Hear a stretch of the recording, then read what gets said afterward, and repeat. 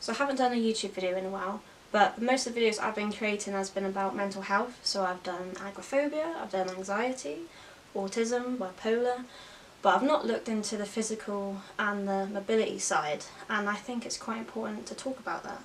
So today's episode we're going to talk to my friend Marianne, who is a beautiful person inside and out. She'll do anything for anybody, and to me personally she's Little Miss Chatterbox. But she has a lot of mental health conditions as well as physical health conditions, but obviously we're just going to talk about the physical ones, and it just affects her ability to move, to walk, and just think it's quite important to talk about it.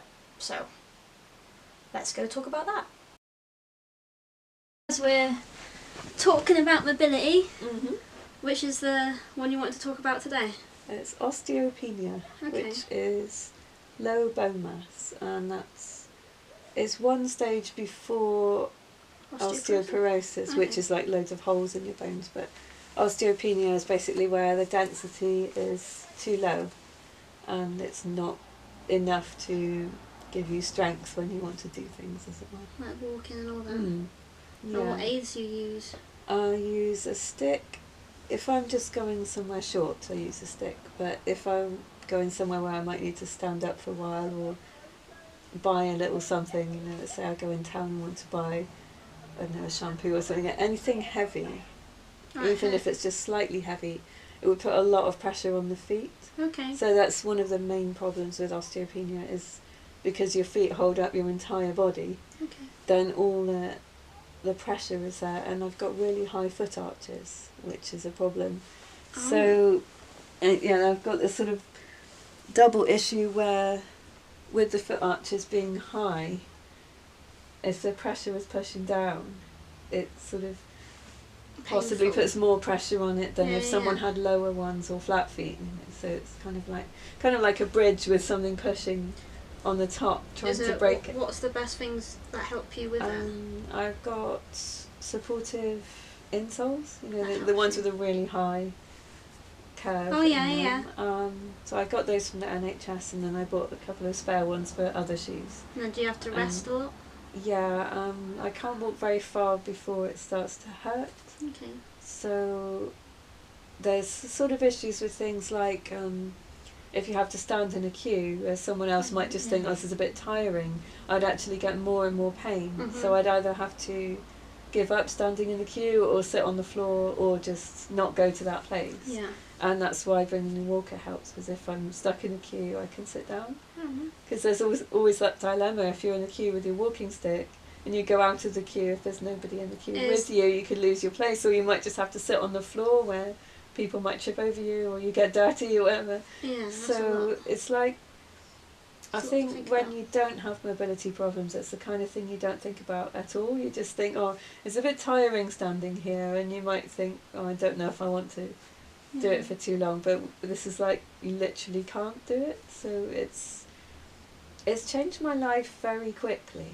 I think the other things I have to do with mobility were slower to come on, like the arthritis. I think it came on in my 30s, sort of very slowly, and I'm more used to knowing how to treat that because I've got like relatives with it, and it sort of follows a kind of certain progression, and there are ways to kind of slow it down, you know, if you have gentle exercise. Swimming? Swimming, or like gentle walking with arthritis is good because it literally oils the joints. So if people get scared and think, I mustn't do anything, then actually get worse. Yeah. But that was like the old saying, and it is use it or lose it kind of thing. Yeah. Is there... So with the arthritis, that was kind of easier because I'd heard a lot about it and people gave me advice and the doctors explained what to do. What would you say to people who've just been diagnosed with your condition? With osteopenia? Yeah, osteopenia. Like, what sort of support or advice would you give to somebody get a walker as quickly as possible, because it does seem to progress quite quickly. Okay. Although that could partly be because I had chemo and it sort of ravaged the body, so I'm not sure if it's as bad for everyone. I'm not really sure how quickly it is for everyone, but for me, within a few years, I would say get a walker anyway, because then if you're stuck standing somewhere, you could take the pressure off the feet. Avoid lifting heavy things. Also, people say avoid too much twisting, because you can literally crumble the spine, and there's that's a not lot fun. of things are quite different about it from arthritis, and that's something I'm finding it quite hard to get used to. What is one positive thing you could say to somebody with that before we finish?